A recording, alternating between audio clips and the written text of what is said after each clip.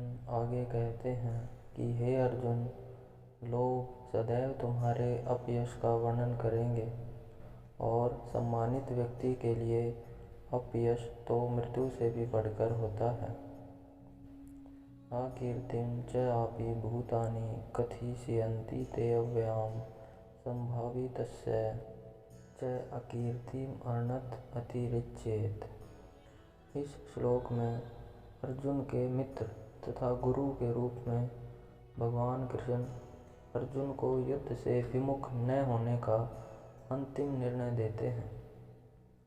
वे कहते हैं, अर्जुन, यदि तुम युद्ध शुरू होने के पूर्व ही युद्ध भूमि छोड़ देते हो तो लोग तुम्हें कायर कहेंगे, और यदि तुम यह सोचते हो कि लोग गाली देते रहें किंतु तुम युद्ध भूमि से भागकर अपनी जान बचा लोगे, तो मेरी सलाह है कि तुम्हें युद्ध में मर जाना ही श्रेयस्कर होगा। तुम जैसे सम्मानीय व्यक्ति के लिए अपकीर्ति मृत्यु से भी बुरी है, अतः तुम्हें प्राण भय से भागना नहीं चाहिए। युद्ध में मर जाना ही तुम्हारे लिए श्रेयस्कर होगा। इससे तुम मेरी मित्रता का दुरुपयोग करने तथा समाज में अपनी प्रतिष्ठा खोने के अपयश से बच जाओगे। अतः अर्जुन के लिए भगवान का अंतिम निर्णय यही था कि वह संग्राम से पलायन न करे, अपितु युद्ध में मारा जाए।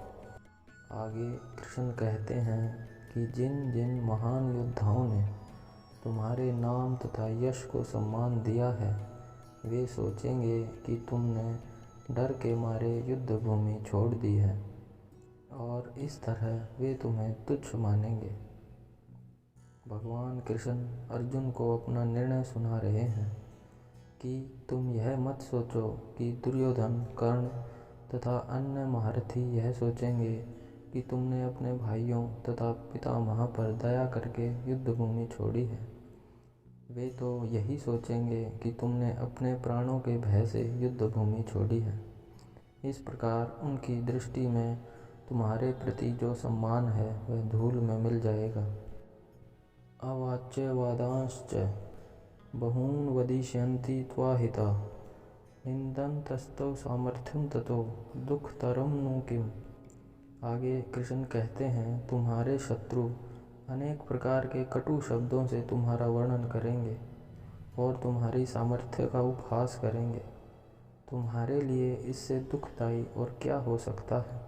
अर्थात प्रारंभ में ही भगवान कृष्ण को अर्जुन के दया भाव पर आश्चर्य हुआ था और उन्होंने इस दया भाव को अन्यान्योचित बताया था।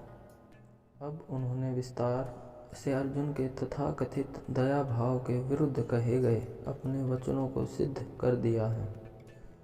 आगे कृष्ण कहते हैं, हे कुंती पुत्र, यदि तुम युद्ध में मारे जाओगे तो स्वर्ग प्राप्त करोगे, या यदि तुम जीत जाओगे तो पृथ्वी के साम्राज्य का भोग करोगे। अतः दृढ़ संकल्प करके खड़े हो और युद्ध करो। सुख दुःखे समे कृत्वा लाभालाभौ जयाजयो ततो युद्धाय युज्यस्व नैवं पापम अवापस्यसि। कृष्ण आगे कहते हैं, अर्जुन, तुम सुख या दुख, हानि या लाभ, विजय या पराजय, इनका विचार किए बिना युद्ध के लिए युद्ध करो।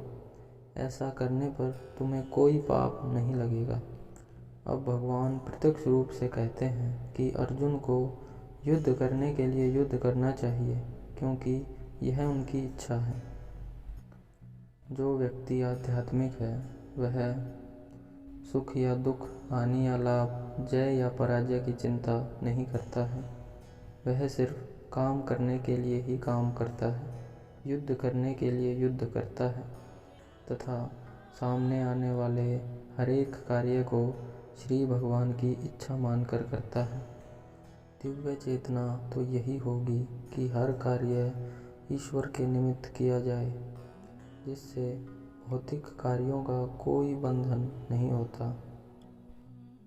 जो कोई व्यक्ति सतोगुण या रजोगुण के अधीन होकर अपनी इंद्रिय तृप्ति के लिए कर्म करता है, उसे अच्छे या बुरे फल प्राप्त होते हैं।